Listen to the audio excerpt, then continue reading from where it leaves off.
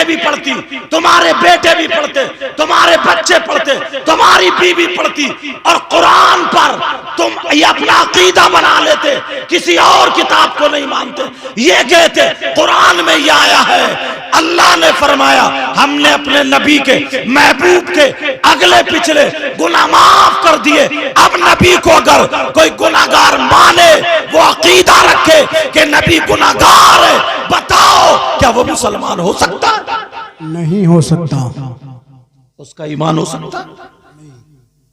वहाबियों का तर्जमा यही है, मैं कहीं और नहीं, जो मुफ्ती आजम संभल, जो इनके शागिर्द फतवे लिखते हैं, ये वो हैं उस्ताजुल मुफ्तीयीन है, बड़े बड़े मदरसों में पढ़ा रहे हैं इनके शागिर्द। गलत बोलूंगा तो मुझे पकड़ लेंगे ताकि मेरी भी इस्लाह हो जाए, लेकिन बात हक बोलूंगा, सच्ची बोल।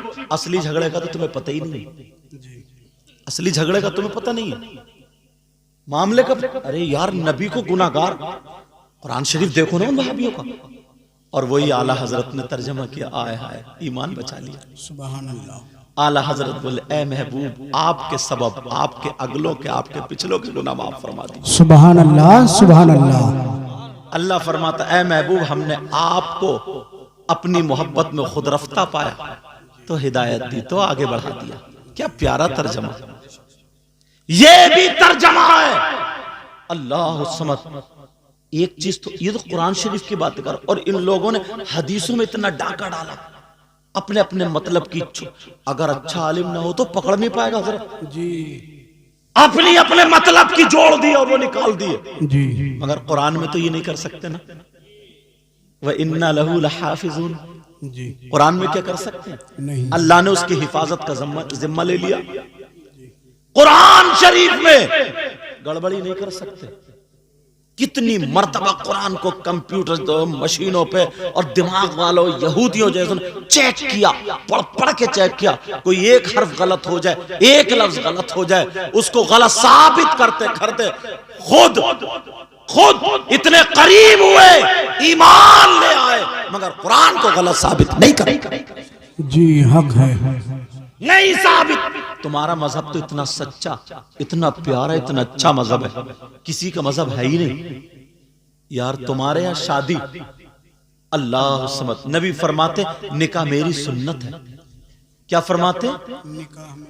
निकाह और निकाह और ये खुशियां, ये सारी चीज, इन तमाम मजमूए का नाम तो शादी है जी, इसी चीज का नाम शादी है। अब ईमानदारी से बताओ, तुम्हारा मजहब इतना पाकीज़ा, इतना सच्चा, इतना अच्छा, यहां तक के सुनो बेटा, पांव से बेटा थोड़ा सुनो, सुनने की बात है। अगर कोई यहां पे या अपने घर में या कहीं पे किसी अल्लाह के वली का या किसी भी मोमिन का जिस्म वहां पे दफन नहीं है और वो वहां पे मजार बना ले, अब मजार तो हम लोगों में ही होते हैं, और मजार बना करके चादर चढ़ाए, उर्स करे, कुरान खानी कराए, सलाम पढ़े, मगर हमारा मजहब तो इतना सच्चा है ना, यहां भी रियायत नहीं करता। जी, मजहब इस्लाम ये कहता है अगर वहां पे किसी मोमिन का जसद पाक नहीं है, किसी अल्लाह के वली का जिस्म नहीं है, तो वो मजार नहीं। समझ रहे मेरी बात? और उसे मजार समझ के उस पे कुरान खानी करना जायज नहीं। जी, उसे मजार समझ के फूल चढ़ाना जायज नहीं, उसे मजार समझ के सलाम करना जायज नहीं, उसे मजार समझ के वहां हाजिरी देना जायज नहीं। जी, इतना पाकीज़ा मजहब है यार। पूछिए मुफ्ती आजम से, कितना शानदार मजहब है। और हमारे यहाँ शादी होती है, अब इसमें देखिए कितनी रस्में हिंदुओं वाली मिलाए पड़े, कितनी रस्में मुसलमानों जाहिलों वाली मिलाए पड़े। जी, आतिशबाजी शादियां तो हजरत आदम अलैहिस्सलाम से लेकर के अब तक होती चली आ रही है। आतिशबाजियां इतनी छूट रही है, इतनी छूट रही, इतनी छूट कि मत पूछो, मत पूछो।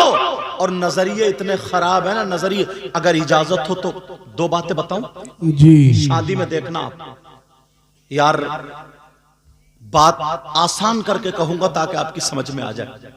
नजरिया देखना, आप अपने आप को देखना, हम किस रास्ते पर हैं, पता चलेगा। कोई किसी के जूते ये मैक चुरा करके ले जाए, मुझे बताओ, तो उस मैक चुराने वाले को इनाम दिया जाएगा? नहीं। कोई चोरी कर ले तो उसको इनाम दिया जाएगा? मुझे बताओ, इनाम दिया जाएगा? नहीं। कि जितनी चोरी की है उसके एतबार से जो काजी साहब सजा उसकी बोलेंगे, जो हद होगी उसकी, वो सजा उसको दी जाएगी। और पूरी चोरी के ताल्लुक से अगर इस्लामी हुकूमत भी पीछे जो बातें कर रहे हैं वो बातें ना करें। ले गांव में लड़ाई हो, उधर बातें चल रही है। कुरान में अस्सारिकु वस्सारिकतु फक्तु ऐदियहुमा, समझ रहे मेरी बात? चोर चोरनी का हाथ काट, अगर इस्लामी हुकूमत इसके शराइत के साथ। लेकिन सुनो, तुम्हारे यहां शादी होती, जरा तवज्जो रखना इस बात पे, एक रस्म ऐसी निकाली जूती चुराने वाले। क्या रस्म निकली है मुसलमानों में? चोरी की। जूती नहीं चुरती है? अरे बोलो, नहीं चुरती है? कितने लोगों की शादी हुई है जूती चोरी साहब, और कितने खुश हो रहे हैं, हाँ जूती चोरी। और ये भी मालूम है चोर कौन है, चोरनी कौन सी। छोटा बच्चा, बच्चे को साला साली बोलते, छोटे से। क्या तालीम दी जा रही है तुम्हारे यहां? क्या बात है, मुसलमानों में क्या तालीम आज तक कोई टोकता ही नहीं? चोरी की तालीम। अब पूरा घर खुश है, पूरा घर। अब उसे चढ़ा दिया जाता, बच्चा फूल का कुप्पा हो। बड़े पीर साहब जब पढ़ने के लिए गए थे ना, छोटे से थे, मां ने 40 अशरफियां अंदर रख दी थी, तो पहली हिदायत ये की थी, बेटा झूठ मत बोलना। जी सुभान अल्लाह। ये हिदायत थी। चोरों ने पकड़ लिया, उनमें ये बच्चा भी था, बड़े पीर भी थे। सुना नहीं है तुमने? बड़े पीर भी थे, सबको लूटते हुआ आ रहे, सब लोग अपने अपने पैसे छुपा रहे, कोई इधर कोई इधर। तुमसे कहा, किसी ने पूछा, छोटे मियाँ तुम्हारे पास भी कुछ है? कहा जी, मेरी अशरफी में, मेरी सदरी में, जो भी बोले, मेरी ये जो लिबास पहनूं इसमें 40 अशरफी। लोग हंस पड़े, लो इतने बच्चे में 40 टल गए। दूसरे ने पूछा, फिर यही कहा, सरदार ने बुलाया तो जुमला सुनने का। सरदार ने बुलाया, कहा ये बताओ, सारे लोग अपना माल चोरों से छुपाते हैं, तुमने चोरों को बताया क्यों? कहा इसलिए जब मैं घर से निकला था तो मेरी माँ ने कहा था, बेटा कभी झूठ मत बोलना। जी हक। और ये माँ बाप क्या सिखा रहे हैं कि बेटा वो दूल्हा भाई आएंगे, जीजा जी चोरी करिए, चोरी। क्या तालीम तुम्हारे मजहब में, हमारे मजहब में दी जा रही है? चोरी करियो। और तुम कितने सीधे हो, भोले। कोई बड़ा आदमी नहीं डांटता, तक किसी ने रोका ही नहीं, सांप चुर गए, खुश हो रहे हैं कितने। अब वो उस चोर से डिमांड पूछी जा रही है, थाने को फोन क्यों नहीं किया? पकड़वा दो, सजा दो, बारात आएगी, टूटी फूटी आएगी। चोर से डिमांड पूछी जा रही है, बताओ क्या डिमांड है तुम्हारी? उसने कहा 8,000 मांगे, उसने 8, या 10 मांगे 10। चलो 10,000 मांग ली। दूल्हा मियाँ कुछ कम कर रहे हैं, अब साहब बोली चल रही है, बोली। वो कह रहे हैं साहब 7 ले लो, 8 ले लो, 8 ले लो, 8। का नहीं, इतने ही। वो भी नीचे नहीं उतर रहा है, जैसे उसके बाप कमा ले। बिक्री चल रही है, कोई टोकता ही नहीं, कोई बोलता ही नहीं। तुम्हारा मजहब कितना पाकीज़ा, कितना सच्चा। मगर यहां पे क्या चल रहा?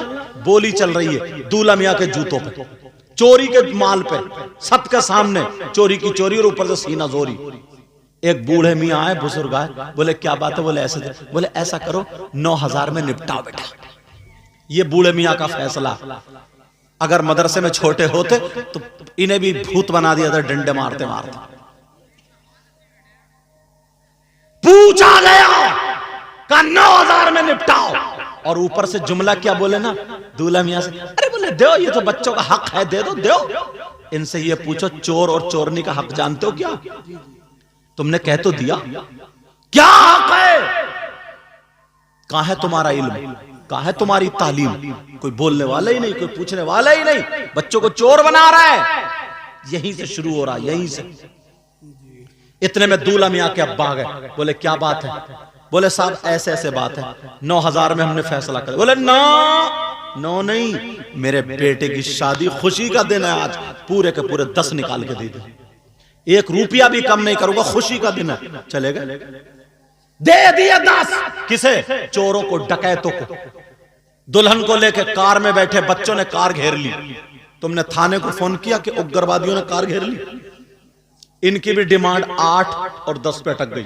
फिर बड़े मियां ने 9 में फैसला किया। फिर अब्बा आ गए, क्या हुआ था? बोले खुशी का दिन है, पूरे 10 दे दिए, यहां भी 10। अब इमाम साहब ने निकाह पढ़ाया, इमाम साहब ने निकाह पढ़ा दिया। इमाम साहब से पूछा गया तुम्हारी क्या डिमांड, तुम बोलो। इमाम साहब बोले 10,000। बस अब यही दूल्हा मियां का अब्बा को भी मौत आ जाती है। जी हक है। मौत का लफ्ज थोड़ा सख्त है, माफ करना। जी ये मुहावरा है, मतलब दूल्हे मियां के अब्बा भी अब बेकार हो जाते हैं। समझ रहे मेरी बात? जी हक असली है। माना को छोड़ चुका है अब यहाँ पे। दूल्हा मियां के बाप, उनकी भी हालत खराब, सारे लोग बिगड़ गए। चोरों को तुमने दे दिए, डकैतों को भी दे दिए, और जो मस्जिद का इमाम है, हाफिज कुरान और आलिम है, और जो निकाह पढ़ा रहा, इससे दो खानदान एक हो रहे। जी एक लड़की एक लड़का रिश्ते इस दिवाज में मुंसलिक हो रहा है। ये कुछ नहीं, अब कोई नहीं बोलता कि हक है दो या नहीं। फौरन दूल्हा का बाप बिगड़ गया, इमाम का दिमाग खराब हो गया, कहीं 10,000 चल रहे हैं, सदर साहब को बुलाओ, फौरन इमाम को निकलवाओ। सदर साहब को अपनी सदारत का डर था, खौफ था। बोले इमाम साहब तुम अपना बोरिया बिस्तरा बांध लो, मैं जाके मदरसे से दूसरा ले आऊंगा। जी ऐसी बात। कब तक तुम्हारी सदारत चलेगी? कब तक निकलवाते रहोगे? एक दिन वो होगा, फातिहा पढ़ने वाले नसीब नहीं होते। जी अल्लाह ना करे ऐसा दिन आए। कब तक निकलवाते? लाले पड़ गए। आज पूछा एक साहब से ना, बोले ये सदर साहब है मदरसे, बोले वो हजरत बस सोचा ना जिंदगी में दीन का काम कर लूं, बड़ा दुख दर्द है, दीन बड़ा गम सुना रहा है, बड़ा दुख। जब बच्चों को पूछा मैंने कहा कहां पढ़ रहे हैं, तो वो इंग्लिश मीडियम में पढ़ रहा है। एक सदर का भी बच्चा मदरसे में नहीं पढ़ रहा। ये तेरा दुख कैसा है? तू झूठ बोल रहा है। मदरसे की वजह से तुझे सदारत का ओहदा मिल गया, तू इस ओहदे के चक्कर में मर रहा। जी वरना अगर मोहब्बत होती तो तेरे बच्चे हाफिज कुरान होते, सुभान तेरे अल्लाह। बच्चे आलिम रब्बानी। मालदार के बच्चे मदरसों में नहीं पढ़ते, क्यों? उन्हें मालूम है कि मदरसे में तनख्वाह 12,000 से 15,000 की है, मस्जिद की तनख्वाह 10,000 से 15,000 की है, इसलिए नहीं पढ़ते। अगर इसे घटाते जाओगे तो बेचारे गरीब मिस्कीन ही पढ़ने के लिए रह जाएंगे, मालदारों के बच्चे नहीं पढ़ेंगे। जी ऐसे हालात, जो इमाम है, हाफिज कुरान है, तुम्हारे यहाँ नमाज पढ़ा रहा है, तुमने डकैतों को दे दिए, चोरों को दे दिए, आतिशबाजी वालों को दे दिए, सारे लोगों को, यहां तक के तुमने छक्कों को दे दिए, और सारे लोगों को बांट रहे हो। दुपट्टे रखने वालों को दे दिए, सबको दे दिए। इमाम का नंबर आया तो मस्जिद से निकलवा करके छोड़ा। जी जरा सोचो, सोचने की बात है, गौर करो। एक ही शादी में नजरिया देखो अपना। मस्जिद में लगाएंगे, मालूम है मस्जिद कितनी खूबसूरत बना लो, सोने चांदी की मस्जिद बना लो, और तुम्हारी मस्जिद में इमाम अकीदे का नहीं है, बदअकीदा है, इमाम बेकार है। मुफ्ती साहब से पूछो अगर तुम्हारी नमाज हो जाए उसके पीछे, तो मुझे बताओ। जी नमाज नहीं होगी, चाहे सोने की मस्जिद हो या चांदी की मस्जिद हो या पत्थर लगा हुआ हो। जिम्मेदारी से बोलता हूं, समझ में आ रही है बात? अगर तुम्हारे यहां मिट्टी की मस्जिद है, तुम्हारे एसी नहीं लग रही, छप्पर पड़ा है, और अगर इमाम अकीदे का, इमाम कुरान सही पढ़ता है, इमाम सही है, तो तुम्हारी नमाज खुशबूदार हो जाएगी। सुभान अल्लाह, सुभान अल्लाह। पूछो, मस्जिदों में इतना रुपया पैसा लगा ले तो, अरे एसीओ पे एसीओ, अच्छी बात है, और हुजरे में जाकर के देखो तो जाला लटक रहा है। इमाम को डाला कौन से हुजरे में? जो चटक रहा है कि गिरे तो पहले यही मरे। उसका पेशाब खाना, उसका बाथरूम, लैट्रिन, सारी चीजें बेकार है। अच्छा, अपने 3 रकात 5 रकात 10 20 रकात जो भी पढ़ने जा रहा हूं, तो सोच रहा हूं एसीओ में पढ़ूंगा, मैं सजदे करूंगा तो कालीन पे करूंगा, और जो नमाज पढ़ा रहा, जो सर का ताज है, जो इमाम है, उसको हुजरे का आलम ये है, उसके हुजरे का आलम ये है।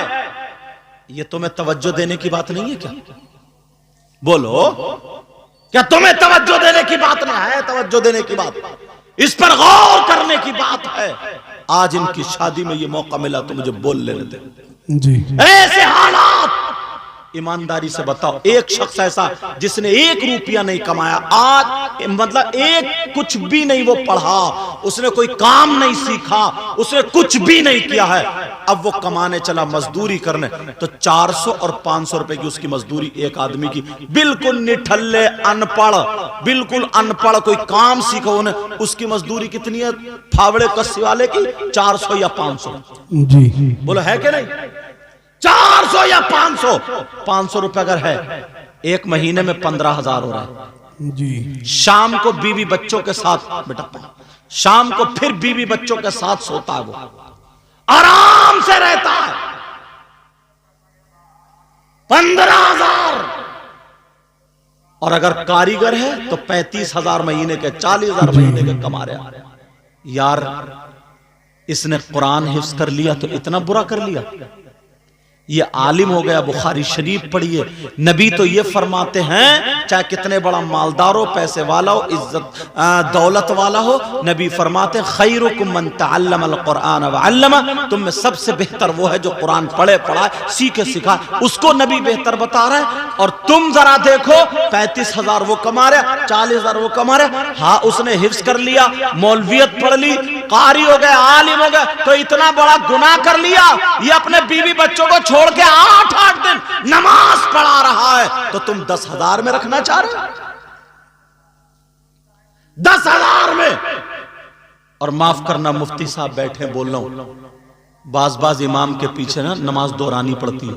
जी उसकी वजह बताऊं, हमारी कौम जो है ना, हमारी कौम, मैं अपनी तकरीरों में कहता हूं, हाँ हमारी कौम सबसे ज्यादा सस्ती 2 चीजें खरीदती है, 2 चीजें अपनाती है, एक कुर्बानी का बकरा, एक मस्जिद का इमाम।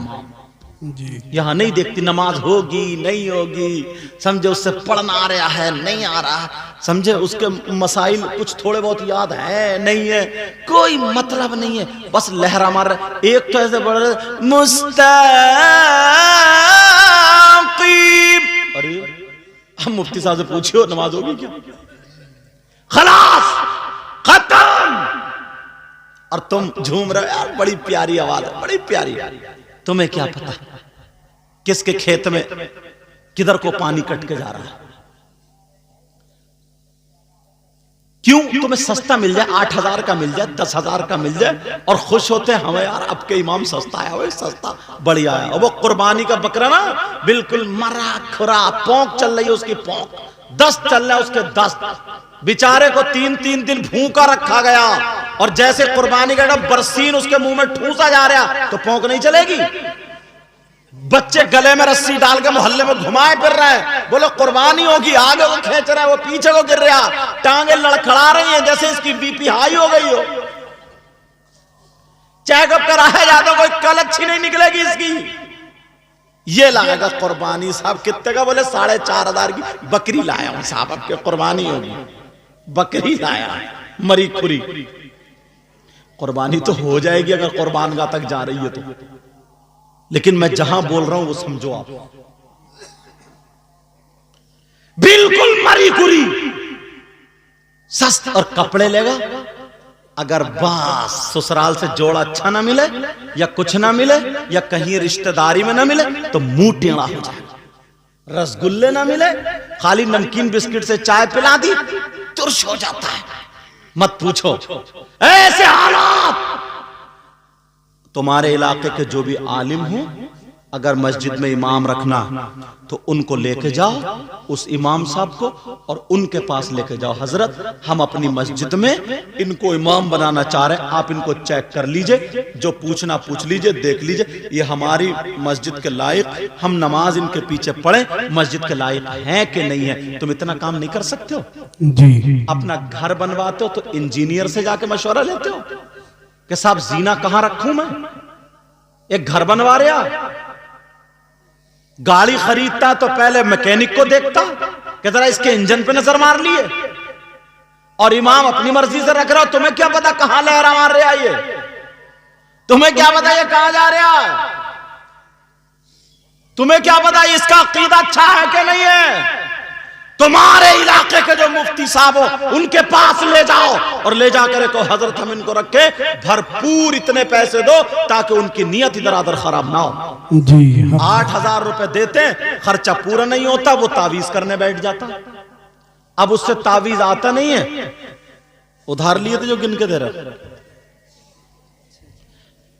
देना भी सुन्नत है, लेना भी सुन्नत है, मगर दोनों देना ना। हाँ तो रख दो आराम से बेटा। देना भी सुन्नत है, लेना भी सुन्नत है, मगर तरीका सुन्नत नहीं है। तरीका भी सुन्नत अपनाओ, देखने सुनने वालों को भी डिस्टर्ब ना हो, पढ़ने वाले को भी डिस्टर्ब ना हो, समझे, इस अंदाज से दे जाओ, समझे दोनों। हालांकि हुजूर सल्लल्लाहु अलैहि वसल्लम ने भी चादर पेश की जी, समझ रहे।